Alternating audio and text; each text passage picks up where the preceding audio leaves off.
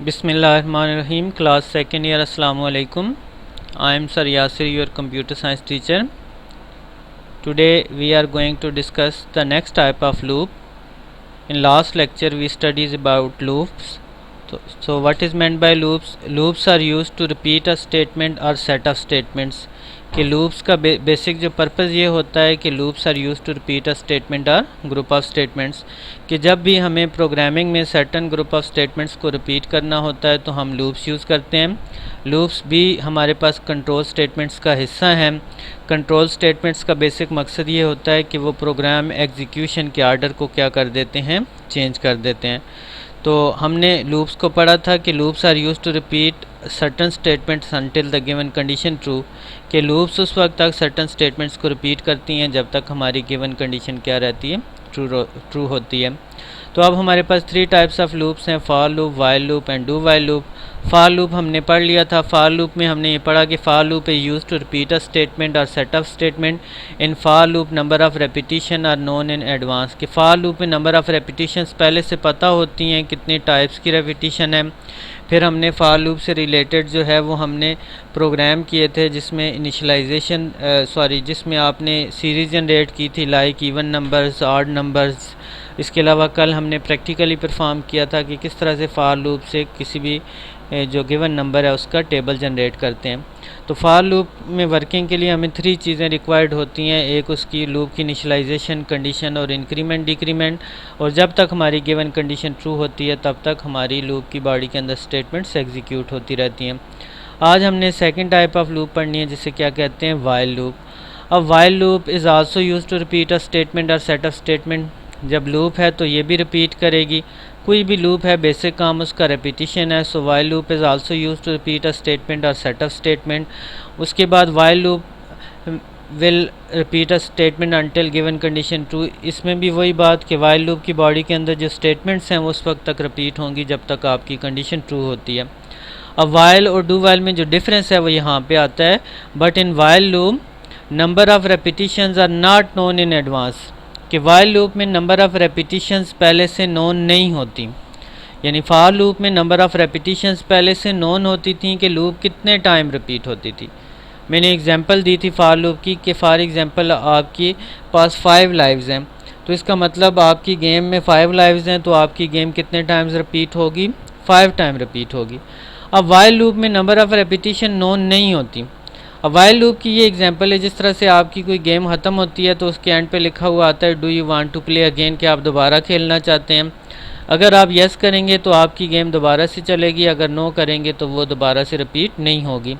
अब ये आपके मूड के ऊपर डिपेंड करता है आप कितने टाइम्स उसे रिपीट करते हैं। यानी इसमें नंबर ऑफ़ रेपिटेशंस नहीं है, मे बी आप 10 टाइम्स उसे दोबारा खेलें, मे बी आप उसे रिपीट ही नहीं करें। तो वाइल लूप में नंबर ऑफ़ रेपिटेशन पहले से नोन नहीं होती, वो गिवन डेटा के ऊपर डिपेंड करता है कि आपकी लूप कितने टाइम्स रिपीट होगी। अब वाइल लूप का अगर हम सिंटैक्स देखें, इसमें वाइल है, कंडीशन है और इसकी बॉडी के अंदर स्टेटमेंट है। यानी वाइल लूप में वाइल और कंडीशन है। अगर ये आपकी कंडीशन ट्रू होगी तो वाइल लूप की बॉडी के अंदर ये जो स्टेटमेंट्स हैं ये एग्जीक्यूट होंगी। यानी ये स्टेटमेंट्स उस सूरत में एग्जीक्यूट होंगी जब आपकी गिवन कंडीशन क्या होगी, ट्रू होगी।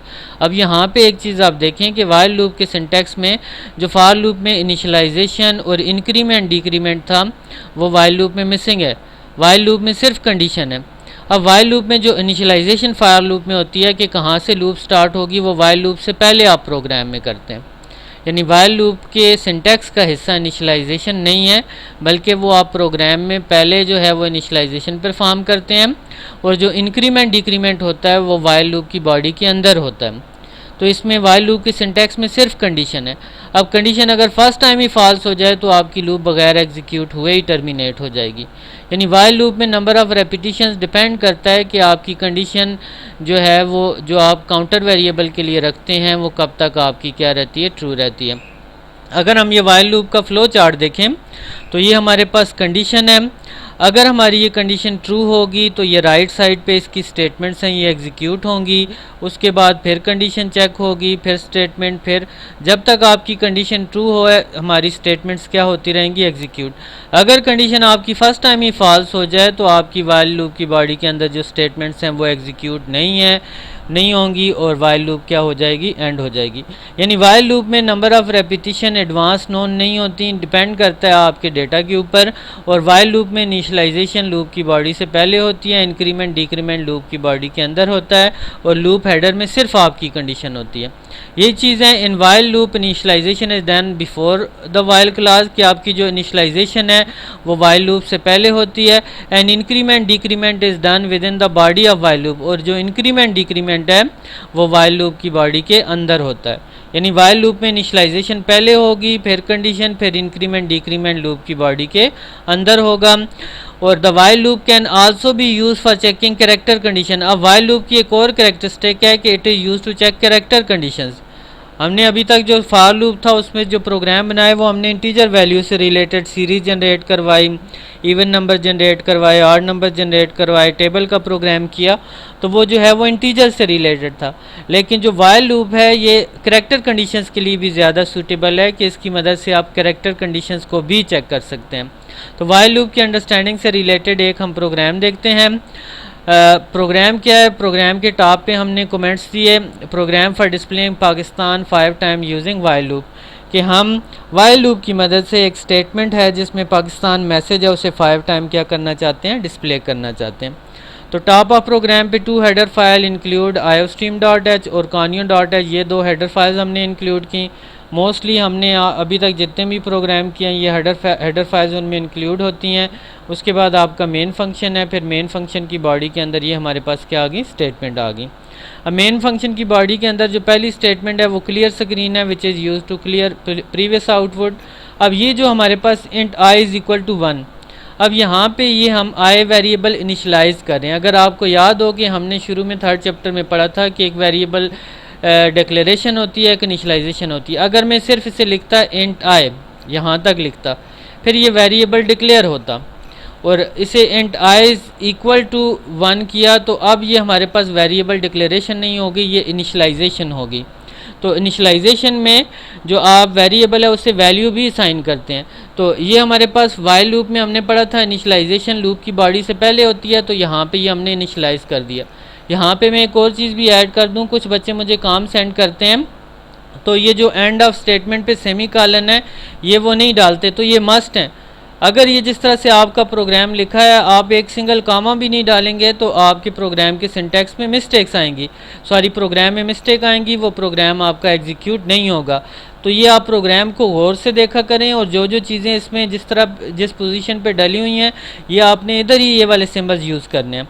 तो ये हमने एक इनिशियल आई की वैल्यू इनिशलाइज की जो क्या रखी, 1 रखी।